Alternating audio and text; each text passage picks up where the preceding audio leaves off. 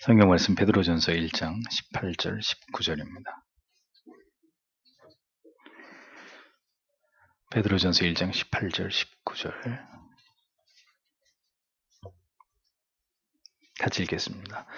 너희가 알거니와 너희 조상의 유전한 망령된 행실에서 구속된 것은 은이나 금같이 없어질 것으로 한 것이 아니요 오직 흠없고 점없는 어린 양 같은 그리스도의 보배로운 피로 한 것이니라. 아멘. 자, 오늘은 그리스도인의 자유에 대해서 얘기하면서 마지막으로 전통과 민간 정부에 대한 자유와 양심의 문제, 마치 무슨 짜고 이렇게 제가 이 부분을 이야기하는 것처럼 계산이나 한 듯이 전혀 그렇지 않은데, 자, 신자의 양심이 어떻게 기능하고 작동하는 것이 바람직한 것인지에 대해서 생각을 해보겠습니다. 14항 그리스도인의 자유와 인간의 권위. 그리스도인의 양심의 자유는 그 무엇에도 얽매이지 않을 자유입니다. 그것은 그리스도의 대속하신 은혜로 말미암아 우리들에게 값없이 획득된 자유이기 때문입니다. 그렇기 때문에 신자의 양심은 모든 인간의 권위에 대해서도 자유합니다. 그것은 우리가 마음대로 권위를 무시하고 해도 된다는 그런 말이 아니라 누구도 우리의 영혼에 양심의 자유를 억압할 수 없다는 것입니다. 신자는 우리의 양심에 주어진 이 자유의 가치를 올바로 이해할 필요가 있습니다. 우리가 왜 자유한 자냐? 이걸 정확히 우리가 이해할 필요가 있는 거죠. 만약에 우리가 가지고 있는 이 양심의 자유에 대한 이해가 잘못되면 반율법주의자가 되거나 율법 따위는 필요 없어. 주님이 우리의 모든 죄를 다 해결했기 때문에 그냥 우리 마음대로 살아도 돼. 이렇게 반율법주의, 반도덕주의로 가든지 아니면 또 우리의 양심의 자유를 올바로 이해하지 못하게 되면 다시 율법 밑으로 기어들어가서 여전히 자기를 정죄하면서 자기 영혼을 옥죄는 삶을 살아갈 수밖에 없게 되기 때문입니다. 그래서 이 신자의 자유함을 바르게 복음 안에서 이해한다는 것은 매우 중요한 주제가 아닐 수 없는 거죠. 그래서 우리는 참된 복음에 대한 분명한 이해와 확신 속에서 우리에게 주신 이 자유의 은총을 맛보고 누리고 감사하면서 살아가는 것이 마땅하다는 것입니다. 이 가치는 절대로 사소한 것이 아니고 우리의 삶 전체에 영향을 미칠 수 있는 아주 중요한 주제입니다. 그러니까 자유한다고 하는 사람들을 가만 들여다보면 자유가 아니라 방종인 경우가 많고, 또 굉장히 하나님을 경건하게 섬긴다고 하는데 가만 들여다보면 율법주의적인 그런 삶으로 경직도 있고 끊임없이 남과 자기를 정죄하는 이런 경우에 얽매이는 이런 신앙들을 보거든요. 그 모두가 그리스도인에 주어진 참된 양심의 자유에 대한 잘못된 이해에서 비롯된 그런 부분들이라는 겁니다. 우리에게 참된 이 자유를 주시기 위해서 예수 그리스도께서 어떤 대가를 치르셨는지를 베드로전서 1장 18절 19절 방금 읽은 말씀에 기록하고 있는 겁니다. 또 갈라디아서 2장 21절에서 우리가 우리의 영혼을 사람에게 굴복시킨다면 그리스도께서 죽으신 것이 헛된 것이 되고 만다, 이렇게 분명히 밝히고 있죠. 갈라디아서 전체를 통해서 바울은 우리의 양심이 자유를 유지하지 않으면 그리스도를 통해서 받은 이신칭의 참된 자유와 은혜가 무해차게 된다는 점을 강조하고 있습니다. 신천지를 보세요. 저 사람들이 자유함이 있을 것 같아요? 없어요. 자유함이 있는데 왜 다 감시하고 고자질하고 그렇게 교주의 말에 벌벌벌 떨고. 저 사람들은 자유함이 없는 사람들이에요. 우리가 맛보고 있는 양심의 자유, 그리스도 안에서의 자유 없어요. 저들에게는. 이만희 말만 들어야 되는, 이만희가 저들의 영생을 책임지는 교주이기 때문에 이만희 말에 살고 죽는 거예요. 그들에게 자유함이 있겠냐고. 없어요. 모든 걸 다 통제하고 감시하고 감독하고 빠져나가려고 그러면 엄청나게 압력을 가하고. 그럼 뭐예요 그 신앙이? 자유함이 없는. 우리가 율법과 인간이 만든 제도와 법도의 굴레에 속박되어서 사람을 기쁘게 하는 상태에 있다면 그것이야말로 그리스도인이 자유를 잃어버린 것이다. 그러니까 갈라디아서에서 이 말을 할 때 많은 거짓 선지자들이, 사도들이 일어나가지고 다시 이스라엘 백성들을 율법 아래로 끌고 가려고 하는 거죠. 율법에서 분명히 그리스도의 이신칭의 은혜로 자유함을 입었는데 거짓 사도들이 일어나가지고 다시 율법 안으로 끌고 들어가려고 하니까 바울이 정신 차려라. 너희를 자유케 했는데 왜 다시 너희는 종이 되어서 그 억압 아래로 들어가려고 하느냐. 갈라디아 교인들에게 호통을 치지 않습니까? 그 말이에요. 인간이 만든 제도와 법 굴레에 속박되어서 사람을 기쁘게 하려고 하는 상태에 있다. 그러면 그대는 그리스도께서 그대에게 주신 자유를 이미 잃어버린 것이다. 그러니까 여러분들께서도 개혁교회, 정통 장로교회를 다니시지만 만약에 여기서 있는 목사가 내 말대로 안 하면은 당신들 다 지옥 갑니다. 혹은 저주를 받습니다. 이런 식으로 해서 제가 여러분들을 이렇게 구속하고 여러분들이 그래서 목사 말을 듣지 않으면 큰일 난다라고 느낀다면 여러분들이 양심의 자유를 박탈당한 거예요. 그래서 그런 식의 목회, 제왕적 권위를 가지고 성도들을 장악하고 쥐락펴락하는 목회자들은 이단의 교주와 다를 바가 없는 사람들. 그런 사람들이 그리스도 안에서 참된 자유를 누리겠냐고요. 목사 눈치만 보죠, 맨날. 자유함이 없는, 교회를 다니는데도 그리스도 안에 자유가 없는 그런 그리스도인이 되어버리는 거죠. 15번째, 이중적 통치가 뭐냐? 칼빈은 이제 이중적 통치를 설명을 합니다. 먼저는 영적인 통치인데 이것을 통해서 신자는 그 양심이 경건과 하나님을 예배하는 일에 훈련을 받게 된다는 점을 설명합니다. 우리의 양심이 영적으로 우리를 통치하는 것을 통해서 하나님을 어떻게 예배할 것이냐, 어떻게 살 것이냐, 어떻게 경건을 지킬 것이냐, 여기에 대해서 끊임없이 양심이 우리 안에서 우리를 제어한다는, 컨트롤한다는 것, 트레이닝 시키고 하나님을 올바로 경외하면서 참된 예배를 드림에 있어서 마음에 주시는 자유함과 양심의 가책을 통해서 하나님께 통치를 받는, 그게 영적인 통치라는 거죠. 우리는 그 영적인 통치를 받는다는 거죠. 그 다음은 국가를 통한 통치입니다. 이것을 통해서 개인의 한 사람으로서 국가의 시민으로서 반드시 수행해야 되는 도덕적이고 준법적인 의무에 대해서 양심의 통치를 받는다는 거죠. 그래서 우리가 빨간불인데 차를 몰고 지나가면 이게 위법이잖아요. 법을 어긴 불법을 행한 거잖아요. 여기에 대해서 우리가 제어를 받는 거예요. 아, 내가 신호등을 어겼네. 신호 위반을 했네. 이렇게 느끼는 거죠.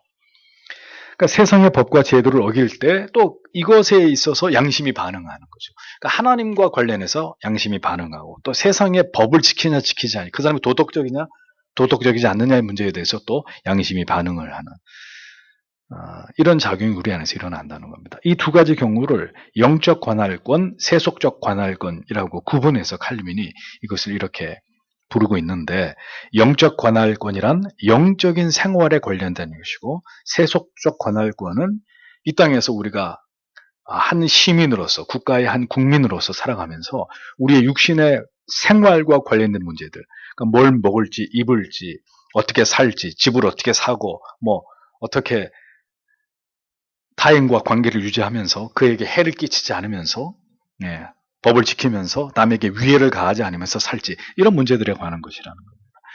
그래서 칼빈은 이 두 가지 통치를 각각 분리해서 생각해야 된다고 주장을 하는 거죠. 그 이유는 그리스도인은 두 세계에 존재하기 때문이다, 이렇게 설명을 합니다. 루터도 얘기했죠. 바로 두 왕국 이론을 말하고 있는 겁니다. 그리스도인이 신앙의 양심을 저버리면서 단지 세속의 법을 지키는 것일 뿐이라고 그렇게 양심의 가책을 상쇄하면서 이에 굴복하는 것도 잘못이고, 그게 무슨 얘기냐? 분명히 내 신앙의 양심은 이렇게 하면 안 된다고 얘기하는데 한쪽에서는 세상이 그렇게 법을 만들어서 지키라 그러니까 그냥 지켜. 그럼 양심에서 뭐라고 하든 그 세상이 그렇게 만들어서 세상이 정부가 그렇게 하라 그러면 신자는 따라야 되는 거지. 지금 그렇게 가자고 하는 그리스도인들이 있는 거예요. 옛날 에라스투스주의자들처럼 국가가 교회 위에 있기 때문에 교회는 국가가 하라는 대로 하면 된다, 그 주의로 가는 거죠. 그러니까 내 양심에 가책이 있든 말든 그렇게 세속의 법을 지키라고 하면 그건 지키면 되는 거야. 근데 그것도 잘못이고, 영적 관할권의 자유를 앞세워가지고 세상의 관할권 아래서 우리가 반드시 시민으로서 국민으로서 지켜야 될 의무조차도 무시하고 폐기하는 것은 이것도 바람직한 게 아니다. 하나님의 말씀과 일치하는 것에 대해서 복종할 것과 반대로 그리스도인으로서 결코 수용할 수 없는 것들을 각각 구분해서 우리가 그 가운데서 혼동해서는 안 된다라고 칼빈이 강조를 하는 것입니다. 국가는 여러분 결코 신자의 양심을 규제할 수 없습니다. 국가가 예배를 드리라고 하면 드리고, 국가가 예배를 드리지 마, 그러면 국가에 순복하는 것은 하나님을 경외하고 하나님의 법을 더 우선시하는 교회와 성도가 따라야 될 바가 결코 될 수 없는 것입니다. 아까도 얘기했습니다. 한 정치인이 긴급 명령권을 발동해가지고 종교 집회를 전면 금지하겠다 엄포를 놓고 있는 상황입니다. 저는 그 사람의 무식이 크게 잘못이라고 생각하지 않아요. 무식하면 그럴 수 있어요. 자기가 기독교인인데도 무식하면 뭐 그렇게 얘기할 수 있습니다. 자기가 또 그런 위치에 있기 때문에 행정권을 발동해야 되는 그런 자리에 있기 때문에 저는 그 사람의 문제라기보다도 그에게 올바른 성경적 관점, 교리, 지금 우리가 얘기하고 있는 이런 것들을 충분히 가르치지 않은 그 교회 담임 목사의 책임이라고 생각해요. 그 담임 목사가 그런 걸 안다면 지금 이렇게 교회에 비수를 꽂으려고 하는 그런 일을 하려고 하는 자기의 교회 집사를 치료하고 건징을 해야죠. 당신이 어떻게 하나님의 나라를 그런 식으로 하나님의 나라를 허무는 그런 당신이 정치인이기 전에 신앙인으로서 그렇게 할 수 있느냐.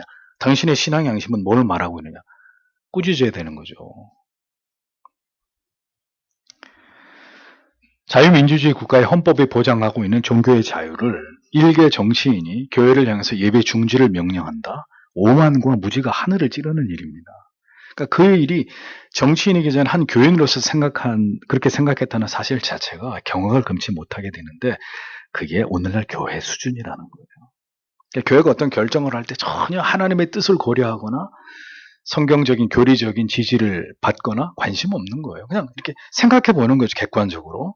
어떻게 하는 게 세상의 욕을 덜 먹고 교회가 이웃사랑을 실천할 수 있는 이 대의를 따르는 것이냐. 이제 이런 쪽으로만 생각하고 하나님께서 우리에게 무엇을 원하시느냐. 이 상황이 어떤 상황이냐. 이런 하나님의 관점에서 이 모든 것들을 바라볼 수 있는 시야 자체가 없는 거예요. 신학이 부재하기 때문에. 신앙 자체가 뒤틀려 있으니까 그런 관점에서 이 문제를 보지 못하고 그저 교회가 어떻게 하면 세상 사람들 눈에 나쁘지 않게 보일까. 여기에만 모든 관심이 초점이 모아지는 거죠. 욕을 먹으면 안 된다. 지탄을 받으면 안 된다. 교회가 도대체 누구를 위해서 존재하는지에 대한 이 원론적인 부분에 있어서 우리가 생각하는 것과 이해를 달리하는 교회와 성도들이 굉장히 많이 있다는 겁니다. 지금 이 시대에. 그래서 예수님 말씀하셨잖아요. 믿는 자를 잡아 넘겨주는 세상이 온다. 교회는 저항권을 발동해서 온 몸으로 이를 저지하는 것이 우리의 신앙의 양심을 지키는 일이라는 겁니다. 참으로 기가 막히는 일들이 일어나는 거죠. 한국뿐만이 아니라 전 세계에서 기독교의 이 올바른 전통적인 신앙을 지키려고 하는 자들에게 엄청난 압력이 일어나고 있는 거예요. 동성애 문제뿐만 아니라 여러 문제에 있어서 전통적인 기독교의 규범을 파괴하면서 이 질서를 허물려고 하는 이런 일들이 계속 되어 오고 있는 거죠. 그러니까 하나님이 붕괴하시는 거죠. 하나님을 무시하고 멸시하고 하나님의 법을 무너뜨리고 세상에 하나님을 지우고 그 자리에 올라가려고 하니 하나님이 너희들 맛 좀 봐라. 왜 아닙니까? 왜 이렇게 말을 못하게 합니까? 왜 코로나가 이게 하나님이 우리에게 주시는 징계라는 말을 못하냐고요.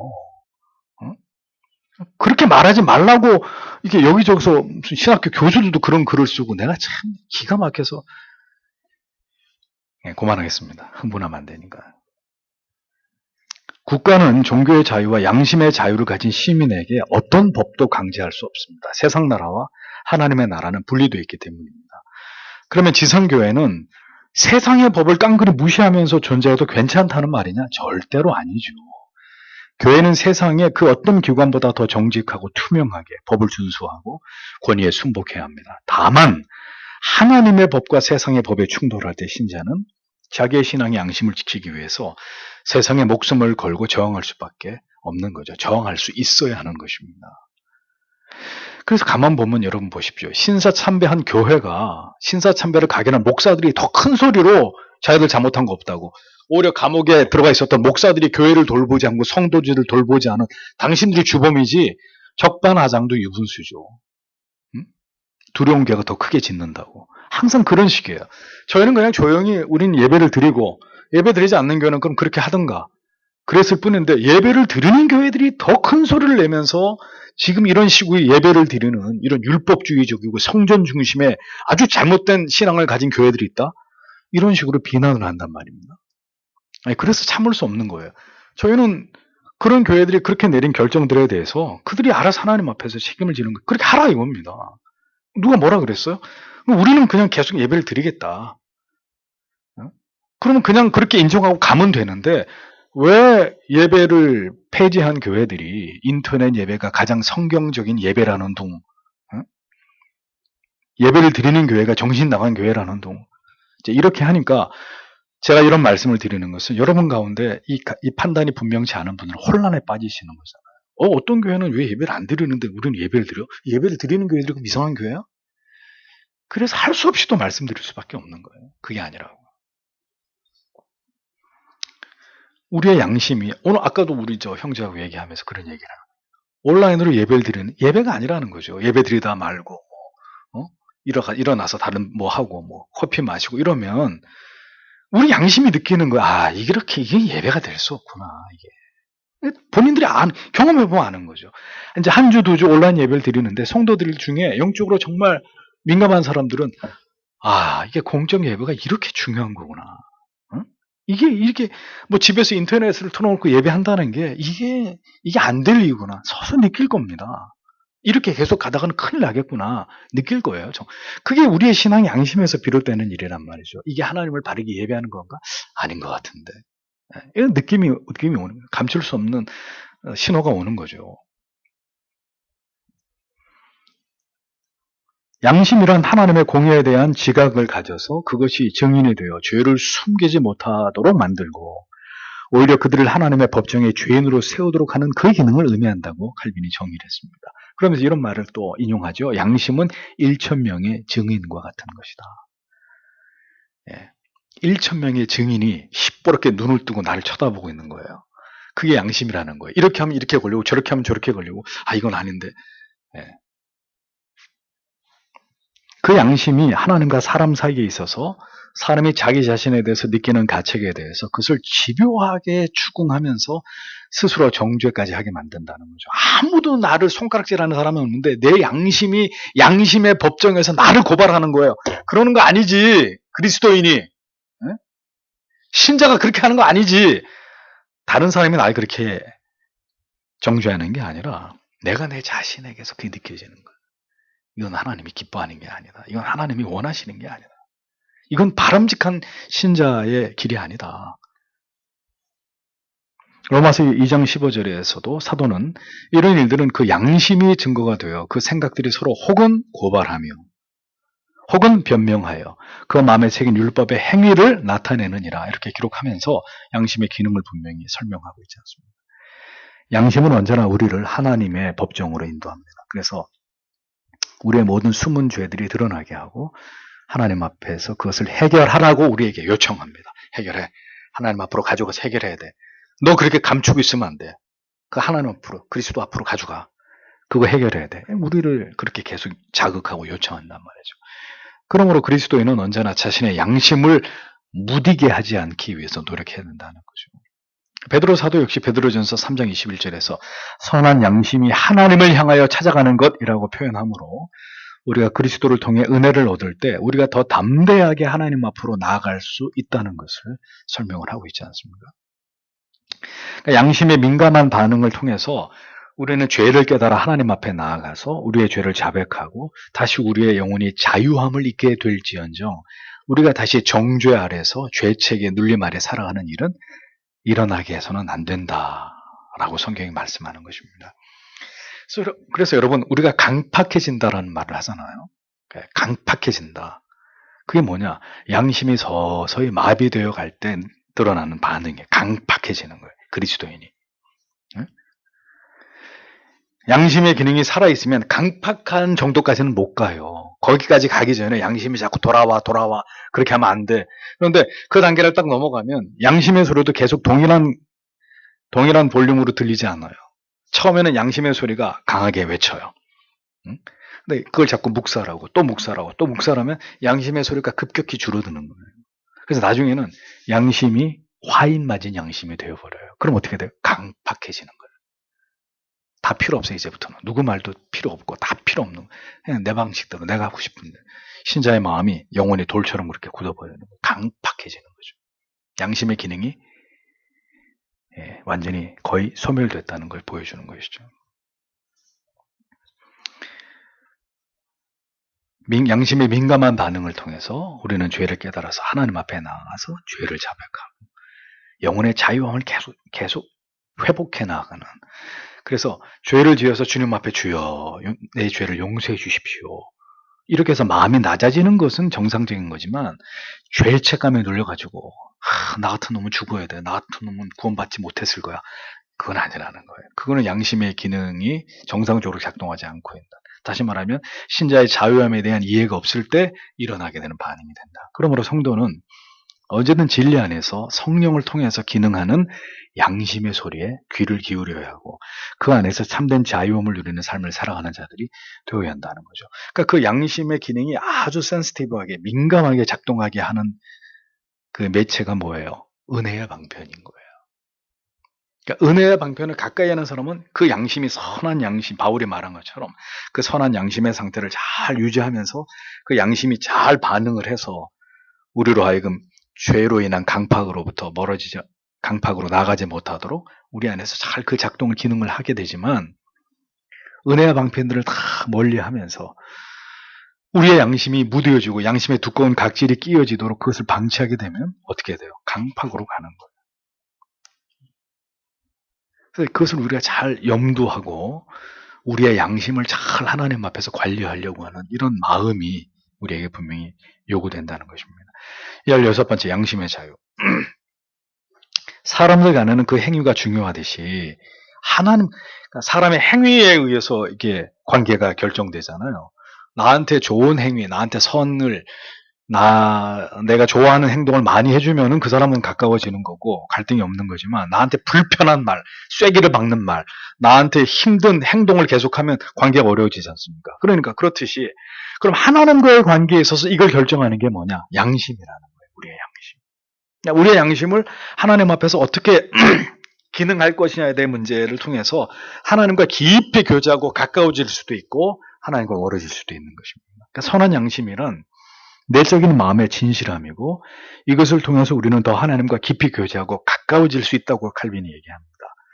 그래서 양심을 속이고 양심에서 들려오는 소리를 자꾸 멀리하면 양심에서 자꾸 뭐라고 나한테 얘기를 하는데 시끄러 됐어 싫어 네 말 안 들어 이렇게 자꾸 양심의 소리를 억압하고 멀리하면 우리의 양심의 기능은 급격히 무뎌지게 되고 그 결과는 성도의 영혼이 빠르게 냉각되는 것입니다.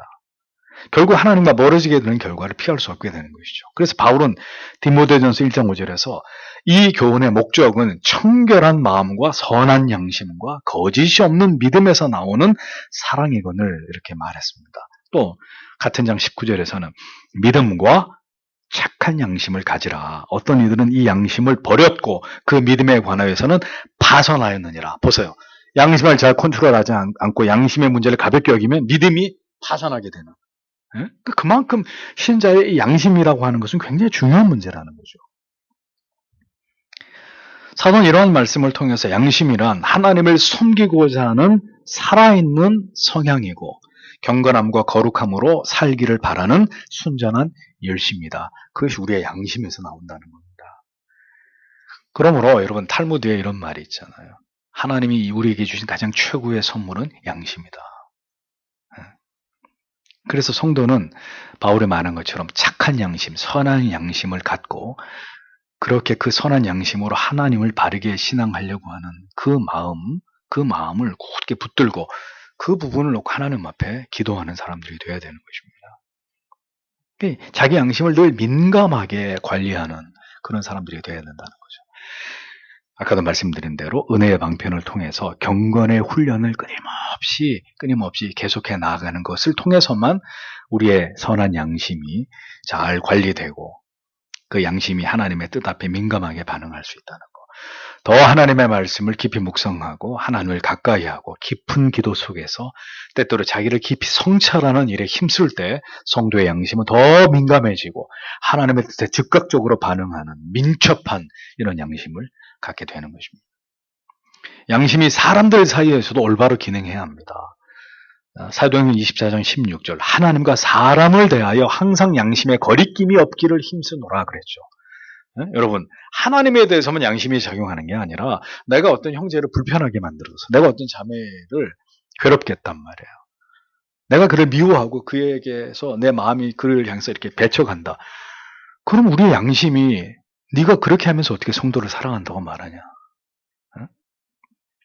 그도 그리스도의 사랑하는 자녀이거늘 네가 어찌하여 그를 그렇게 미워한단 말.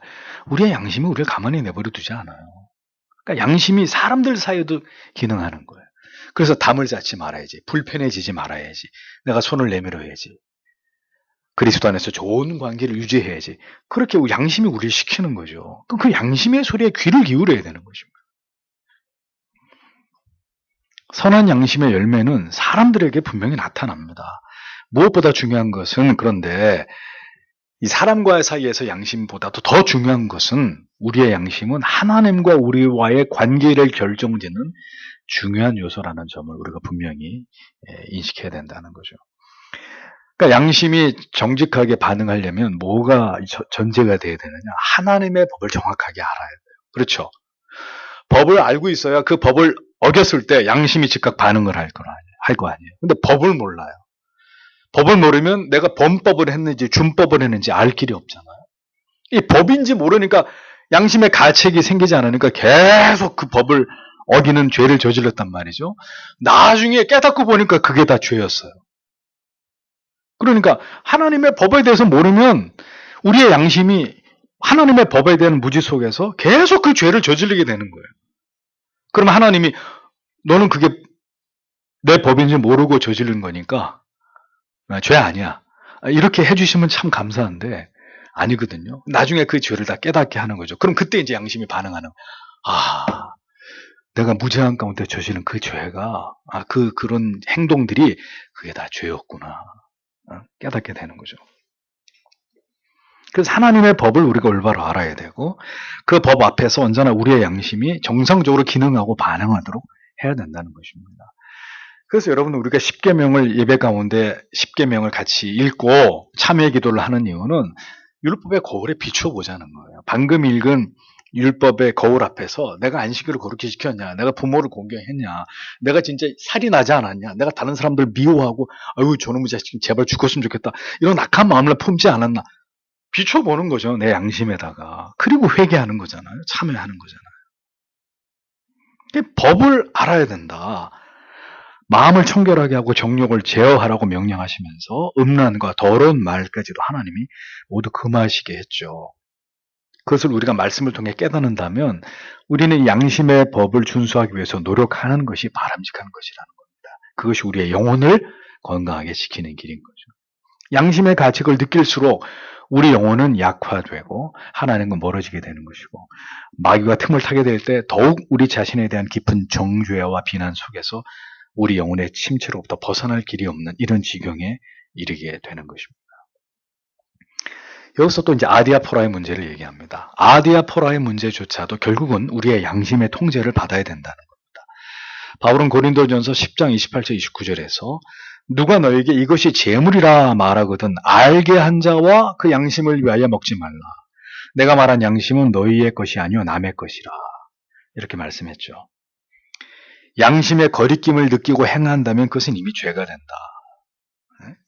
다른 사람을 넘어지게 하는 죄가 되고 내 양심에 대해서 내 스스로 칼을 대는 아디아포라의 문제를 할지라도 우리의 양심을 살펴야 된다.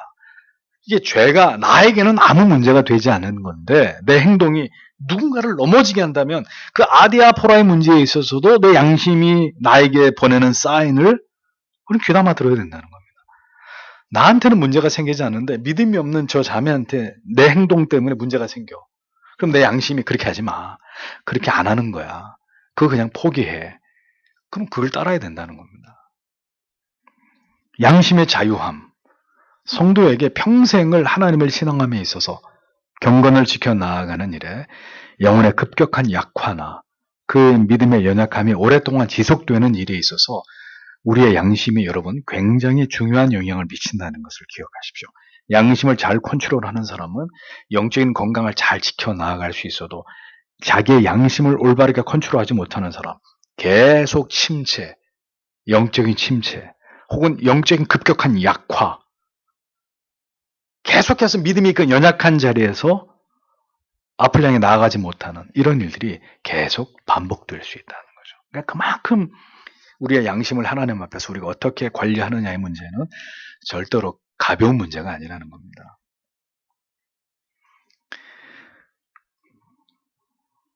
양심의 소리를 가볍게 여기면서 살아가면 우리 영혼은 절대로 강해질 수 없고 우리의 믿음은 성장할 수 없습니다. 그러니까 명백하게 기록되어 있는 하나님의 법을 지키는 것도 중요하지만 애매해서 판단이 쉬 들지 않을 때 우리의 양심에서 들려오는 소리는 하나님의 뜻을 분명하게 분별하게 만들어주는 최후의 수단이 되는 것입니다. 자유함은 우리의 영혼의 자유함은 저절로 우리 안에 만들어지지 않아요. 복음에 대한 올바른 이해와 그 다음에 믿음을 바탕으로 우리가 참 진리 안에 거할 때 경건에 이르기를 진력하면서 하나님과 올바른 관계를 맺어갈 때 우리 안에 선한 양심이 우리를 자유롭게 하고 또 우리가 부지불식간에 저지른 죄를 아주 민감하게 금방 그것을 캐치하게 만들고 그래서 그 죄의 문제를 신속히 그리스도 앞에서 다루도록 도와주고 또 그 선한 양심이 우리의 믿음을 그렇게 해서 강화시키고 우리의 내면을 은혜와 평강으로 채워주는 것이다라는 것. 그래서 절대로 양심의 소리를 묵살하면 안 됩니다. 그런데 양심의 소리는 항상 종종 외부에서 들려오는 유혹의 소리보다 항상 볼륨이 작다는 거. 양심의 소리가 더 크게 우렁차게 들리면은 세상에 유혹의 소리가 조그맣고 양심의 소리가 크게 막 스피커에다 두고 귀에다 떠드는 것처럼 크게 들리면 금방 깨닫고 아유 내가 그러면 안 되겠다 하는데 항상 유혹의 소리 내가 원하는 건 크게 들려요. 양심의 소리는 작게 들려요. 내 마음속에서. 그러니까 정말 양심의 소리에 귀를 기울이려고 하지 않는 한은 대부분 양심의 소리는 그냥 묵살해버리고 세상에서 들려온 소리, 내 육이 하자는 대로 여기에 더 우리의 마음이 쏠리기 십상인 거예요. 내면에서 들려오는 작은 소리인 양심을 묵살하고서 그리스도의 보혈의 능력으로 충만한 삶을 살아가는 일은 요원한 일입니다. 우리가 경건에 진력하는 것도 유혹 앞에서 요셉처럼 즉각 반응하면서 옷을 벗어 던지고라도 그 자를 이탈할 수 있는 그것을 위함이라는 것을 여러분 잊어버리셔서는 안 됩니다. 양심이 정상적으로 올바르게 경건하게 반응하는 사람, 죄가 딱 다가오면 움찔하면서 그 죄의 실체를 느끼면서 밀어내고 혹은 피하거나 그렇게 반응하는데 양심이 무뎌지는 사람, 어서 와. 어디서 많이 본 친구 같네. 같이 얘기 좀 한번 해볼까? 이렇게 되는 거예요. 여러분의 양심은 민감하십니까? 그 안에서 오늘도 진정한 자유를 누리고 계시나요? 깊이 생각해 보셔야 될 문제입니다. 기도하겠습니다.